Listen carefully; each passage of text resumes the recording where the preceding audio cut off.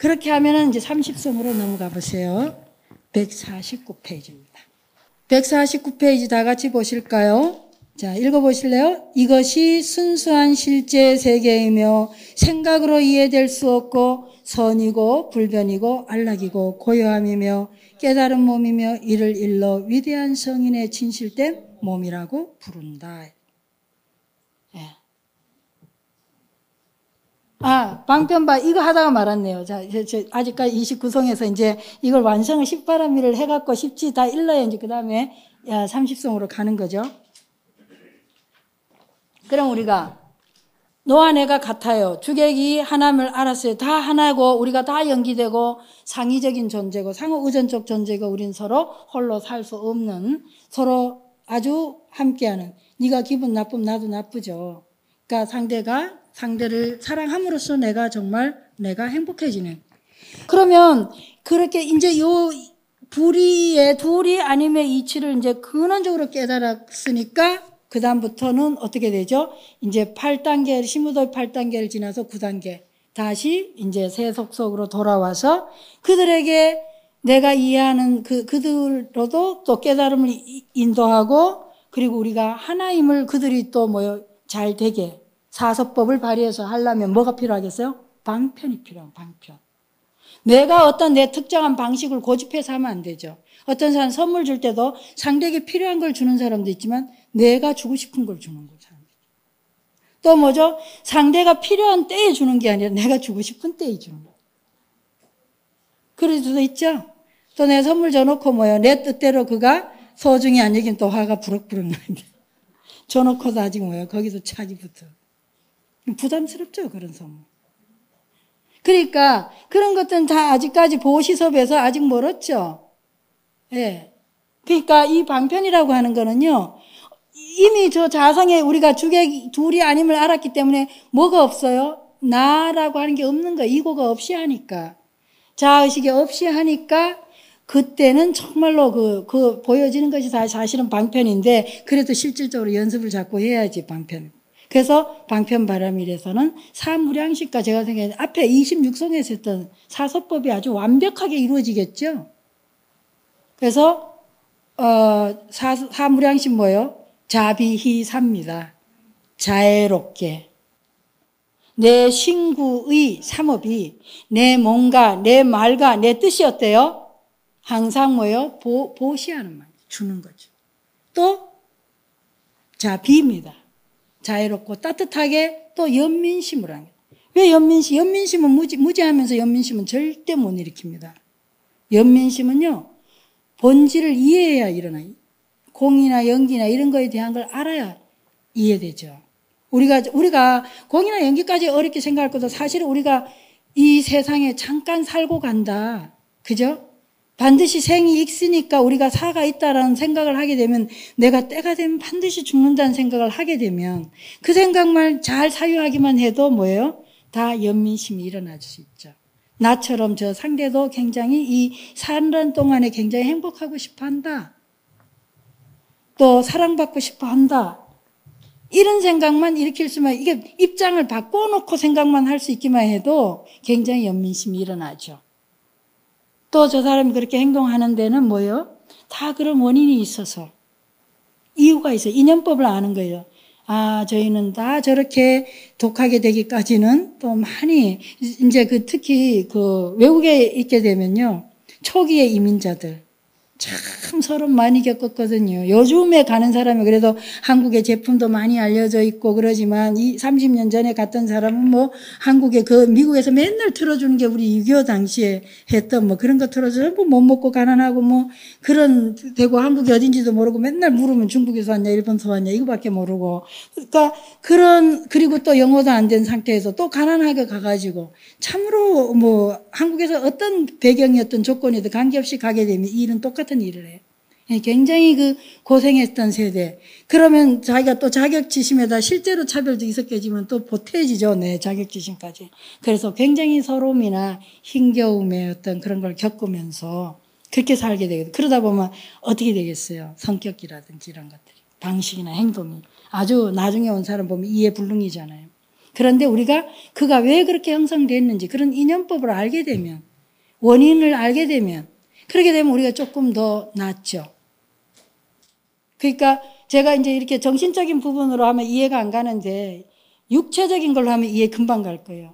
아니 내가 딱 지나가는데 누가 확 뒤통수를 쳐가지고 내가 지금 골이 아파서 죽겠어요. 화가 버럭 나가 누구야 하고 딱 돌아봤는데 목발을 짚고 다리가 돌부리에 걸려서 넘어지면서 목발로 나를 딱 쳤다 이 말이죠.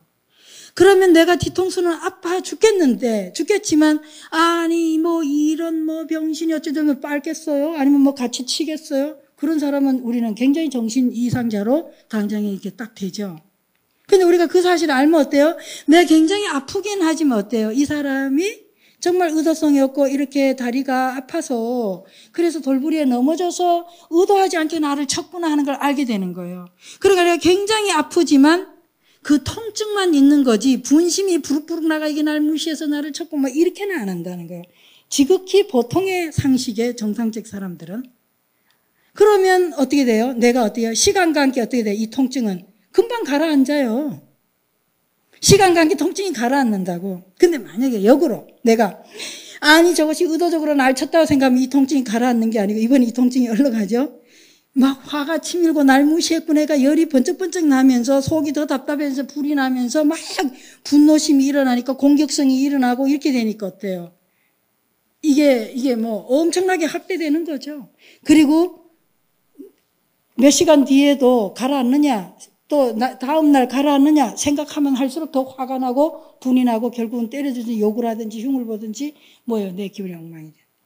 그런데 우리가 육체적인 거는 눈으로 보니까 그래도 조금 쉽게 이해하고 남이 봐도 만약에 길 가다 주변도 그런 사람 보면 저 사람 미쳤구나 이리 되잖아요. 그러니까 안 그러는데 우리는 무수히 정신적인 부분에서는 끊임없이 굉장히 이상적 현상을 많이 일으키면서 산다는 거죠. 왜? 못 보니까. 다리 부러지거나 목발 짚은 건 보니까 그럴 수가 있는데 정신적인 거는 쉽게 우리가 안 보인다 이 말이에요. 내가 정말로 편안하고 고요하거나 내 이해심이 있거나 이렇게 인생에 대해서나 뭔가 내가 사유하지 않고 있으면 인간 마인드에 있지 않고 축생 마인드나 아수라 마인드나 아니면 아기 마인드나 거기 있다고 생각해 보세요. 내 지금 심리 상태가 내가 아수라 마인드에 있어요. 축생 마인드에 있어요. 축생은 뭐죠? 대표적인 게 욕망입니다. 욕망의 지배를 받고 있다. 아수라 마인드는 막 질투하시네요. 공격성. 그렇지? 그런 단계에 있거나 아니면 지옥 같은 마음의 분노의 특징이 있어요. 그런 마인드에 있다면 그게 보이겠냐고. 상대의 어떤 심리 상태나 상대의 힘겨움이나 상대도 이런 고를 겪어서 안 보이죠. 이해 안 되죠. 그러니까 그 마인드에다 오히려 기름을 부은 격이 돼가지고 내가 오늘 기분 나쁜데 안 그래 이게 왜 또 이래 재수없게 등등 해서 더 많이 공격하게 되거나 더 많이 오해하거나 그래서 부글부글 끓어서 이게 2차, 3차, 4차의 주고받음이 오면서 엄청나게 서로에게 상처를 입히고 나는 나대로 엄청나게 신구의 사모를 또 짓는 거죠. 그러니까 우리는 물리적으로 외형적으로 보는 거에 대해서는 그나마 알지만 정신적인 상태는 우리는 못 본다. 왜? 내 마음이 고요하지 않기 때문에.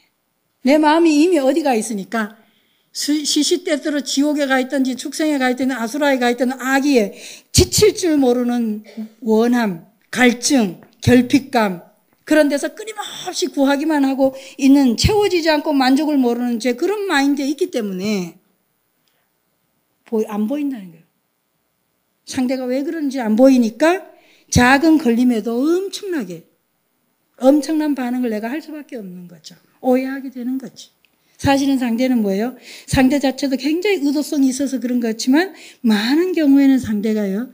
그렇지가 않다. 다 상대도 그런 것도 다 조건 지어진다. 자기 마음. 우리도 무수히 내가 그러고 싶어서 그런 게 아니라 내 마음 나도 모르게 그렇게 많이 휩쓸려서 그럴 때가 많거든요. 알게 되면 다른 거죠. 그러니까 우리가 자비희사할 때 사무량심 낼 때 그 비연민심을 내는 것은 그거는 지혜가 바탕되지 않으면 안 돼요. 끽해봐야 내봐야 사실은 뭐죠? 동정심이 되는 거죠. 연민심하고 동정심은 하늘과 땅 차이입니다. 동정심은 내 지금 유리한 조건, 잘난 조건이 주는 거예요. 그러니까 어떤 사람 주고 욕먹죠. 그죠? 주고 욕먹잖아요. 어떨 때 알아요, 우리가? 정말로 내가 정말 그런 것을 알아서 하는 거고 가엾이 여기서 주는 거는 참 아니죠. 그게 굉장히 다릅니다. 그래서 우리가 그런 방편은 그렇게 해서 상대를 깨달음으로 인도하거나 부처님 법으로 안내하지는 못하죠.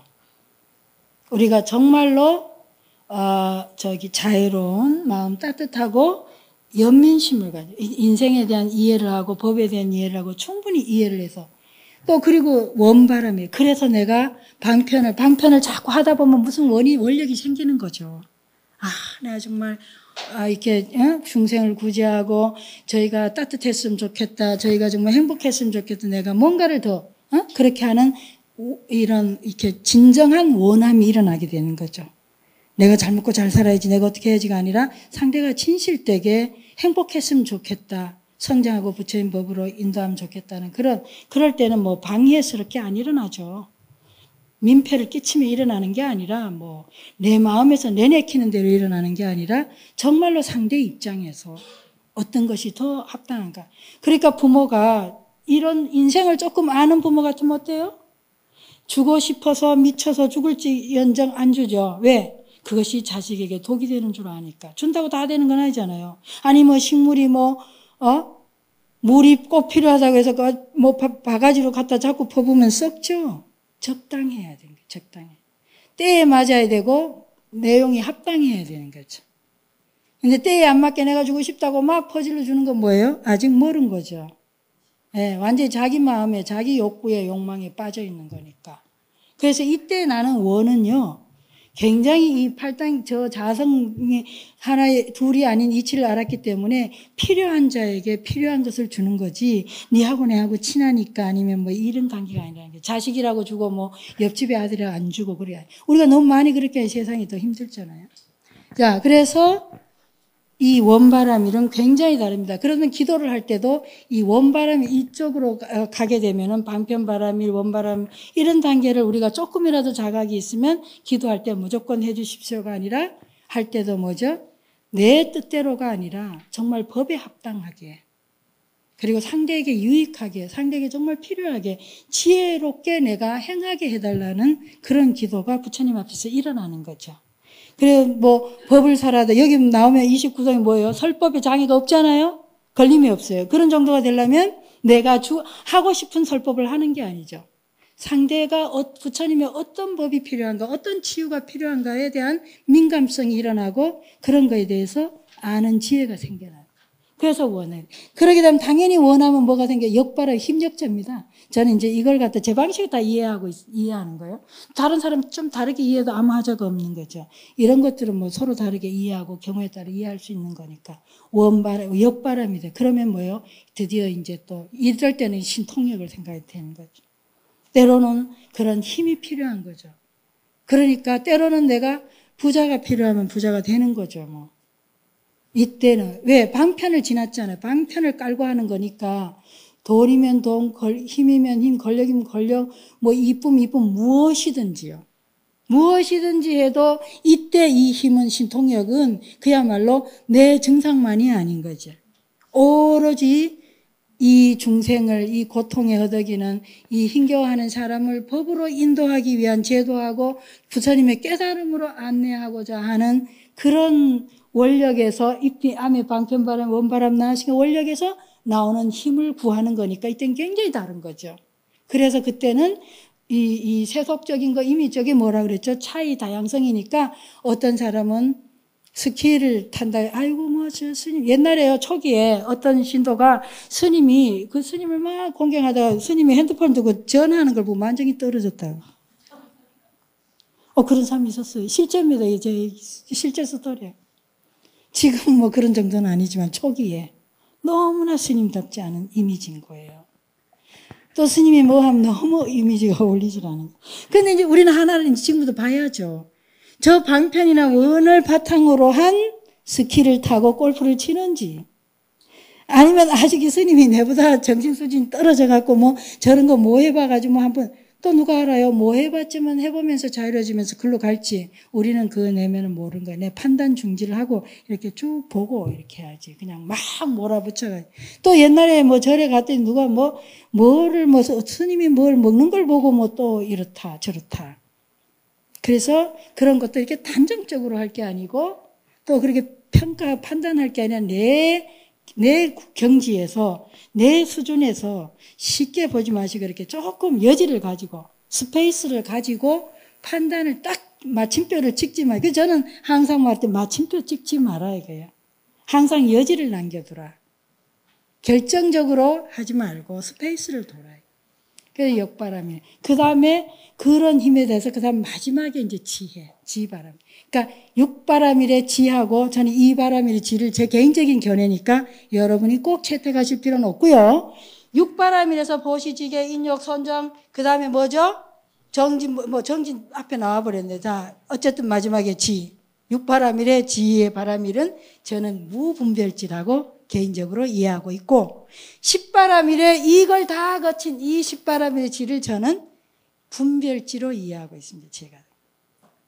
그래서 무분별지에서 불의가 아닌 이치를 아는 것은 견도 수준일지도 모르고 또 여기에서 아는 것은 분별지. 이건 이제 드디어 완전히 29송, 30송에서 이루어진 완전한 깨달음입니다. 그래서 이때 이 지는 이제 사지로. 그래서 식이 내 방식대로 내 맘대로 내 꼴로 아는 그 팔식이 어디로 전환된다? 사지로 전환된 거예요. 네 가지 지혜로 전환되는데, 그러니까 그 네 가지 지혜가 뭐냐 하니까, 자, 감각이에요. 감각식. 안입이 설신입니다. 안식, 이식, 설식 뭐예요? 비식. 이거는 뭘로 되겠어? 성소작지라 그래요.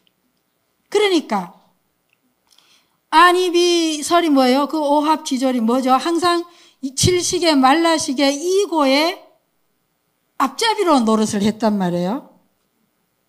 나를, 내 욕망, 이고의 욕망, 이고의 어떤 아만심 또는 사번뇌 있죠? 이고의 견해, 아만, 악연, 아의 아치를 위하여 그 작용에 앞잡이 노릇을 하던 이 5가지 감각식이, 눈은 이거에 그걸 찾고, 귀는 기대로 소리를 내 아만을 낼 수 있는 걸 소리를 듣고자 하고, 뭐 이런 식으로 했던 그 앞잡이 노릇했던 졸개가 드디어 뭐라냐? 성소작지래. 뭐예요? 처하는 곳에서 뭐 거기서 그대로 지혜를 즉시내는 거죠. 이거의 앞잡이인지 더 이상 하는 게 아래하시가 않아요. 그래서 눈은 눈대로, 귀는 귀대로, 듣는 그대로 그 자리에서 그냥 아주 성소작지. 이 앞에 이제 볼까요? 자, 30페이지에 사지가 발동되면서 사지에 대한 설명이, 뭐 그런 얘기가 없네, 여기는. 사지, 몇 페이지에 있어요? 144페이지에 있습니까? 147쪽에 있습니까? 네. 147쪽에 보시면 사지 나오죠? 사지 네 번째, 성소작지 나옵니다. 중생들을 이익되게 하고 기쁘게 하고자 하는 열망에서 뭔가 이까 마음의 무수한 변형을 온 우주에 드러내고 성취한다. 오로지 이번에는 내 아마 나의 악연 아치를 드러내고자 한 게 아니라 중생을 이익되게 하고 중생을 기쁘게 하고 중생으로 하여금 부처님의 법에 이르도록, 법을 만날 수 있도록 그렇게 하기 위하여 내 눈과 귀와 코와 혀를 다 쓴다는 거죠. 그래서 성소작지를. 그 다음 보세요. 세 번째 뭡니까? 세 번째 묘관찰지예요. 앞에 세 번째, 여섯 번째 의식이 뭐였죠? 분별망상이었거든요. 분별망상을 하는 게 묘관찰을 해요. 있기도 하고 없기도 하고. 뭐예요? 자성? 그러니까 본질적으로는 전혀 차이가 없지만 현상적으로는 뭐예요? 차이가 있는 거예요. 그 사실을 이해하는 거죠. 그러니까 아주 뭐예요? 진공묘유예요. 본질적으로는 어때요? 자성면에서는 진공이죠. 그런데 이 차별의 단계로 와서 분별지에서 보면 묘유입니다. 이해되시죠? 예. 그러니까 우리는 어느 것에 치우치지가 않는 거죠. 절대 평등하면서도 현상적으로는 어때요? 차이가 있는 거예요. 예. 그런 단계를 이루는 거예요. 그래서 묘관찰지혜, 묘하게 그렇게 진공묘의에 그런 이렇게 드러내는 그런 지혜가 되고. 두 번째 평등성지입니다. 평등성지 두 번째 칠식이에요. 말라식이 평등성지로 바뀌, 지혜로 바뀌, 평등지혜로 바뀌. 그러니까 아리아식이 뭐죠? 나 중심이니까 내가 항상 주가 되고 너는 객이 되고 대상이 되었는데 이번엔 나와 너가 절대 평등한 거예요. 모두가 절대, 나는 인간이고 너는 식물이고 뭐 절대 평등입니다. 그래서 존중하게 되는 거죠. 그런 절대 평등한 그런 지혜에 이루고, 그러니 아리아식이 어떻게 됐어요, 이번에? 아리아식을 바탕으로 해서 뭐죠? 파도 쳐서 나왔던데 이 아리아식이 어떻게 됐어요? 굉장히 대원경지가 됐어요. 크고 원만한 둥그런 지혜가 돼서, 거울이 돼서 그냥 보여지는 대로 비추지 내 경험 바탕해가지고 안 비춰준 거예요. 그러니까 내가 음식점 갔는데 내가 만약 요리사라면 라면집에 가서 라면은 뭐 이렇게 끓이는 거야, 저렇게 끓이는 거야, 이 라면이 왜 저래. 라면 맛을 몰라요, 그 사람은. 왜냐하면 내가 좀 아니까. 그러니까 내 경험과 나의 지식으로 그걸 완전히 재단하고 판단하고 평가 다 하는 거죠. 근데 그러지를 않는다 이거예요. 그러지를 않고 그냥 나는 맑아. 깨끗한 거울처럼. 그래서 있는 그대로를 비추지. 내 것을 뭐 많이 가져가 거기에 의해서 그 현상을 비추지를 않는 거예요. 그러니까 내가 인류 요리사라고 해가지고 어디 저 동네 어디 떡볶이집 가가지고 거기 가서 무슨 이 재료가 어떻고 뭐 고춧가루를 더 넣니 덜 넣니 뭐 더 이거니 이러지를 않는다. 그냥 거기 있는 떡볶이를 그냥 있는 그대로 비추고 맛있게 먹는지 뭐 그냥 즐기면 되는 거죠. 아니 뭐 옷이면 옷, 뭐면 뭐, 또 내가 법이면 법, 뭐 내 법이 내가 좀 알아서 뭐 저건 저렇고 틀려서 말았어 이렇게 안 하는 거죠. 왜? 대원경지니까. 아리아식이 어떻게 해요? 내가 경험한, 아리아식은 온갖 내가 알게 모르게 경험한 이 모든 그런 것들을 근거로 해가지고 상대의 경험이나 상대의 모양을 내가 난도질하고 줄 세우고 평가하고 우열지 이러지를 않는다. 그냥 있는 그대로를 경험하는 거죠. 그렇게 되면 우리는 뭐예요? 매 순간순간 굉장히 아주 새롭고, 그래서 뭐예요? 날마다 좋은 날이 되는 거예요. 날마다 찌뿌둥한 날은 뭐예요? 이전의 경험이 언제나 그걸 비추니까, 그게 물들이니까 찝찝하고. 그런데 내가 늘 그러니까 우리가 항상 새로운 거에 대해서는 어떻게 굉장히 날마다 좋지. 늘 혹이 자고 일어나니까 또 모든 경험이 늘 새로운 거예요. 근데 이제 그렇게 날마다 좋은 날이 그럴 때 날마다 좋은 날, 내가 지혜가 이렇게 전해되니까 이렇게 해서 이루어진다. 그렇게 하면 이제 그래서 전식 특집입니다. 전식. 전환해서 뒹굴어서 뭐예요? 식이 전환시켜서 지혜로 전환하는 과정을 우린 수행해서 이렇게 봤습니다. 여기까지 질문 있으십니까? 어렵습니까? 제가 도겐선사의 To study Buddhism is to study self 뭐 이런 거 소개해드렸어요? 안 해드렸어요? 그럼 질문이 없으시면 제가 소개해드릴까요? 아니면 쉬었다가 소개해드릴까요? 쉬었다가 소개해드릴까요? 네, 그럼 잠깐 쉬겠습니다.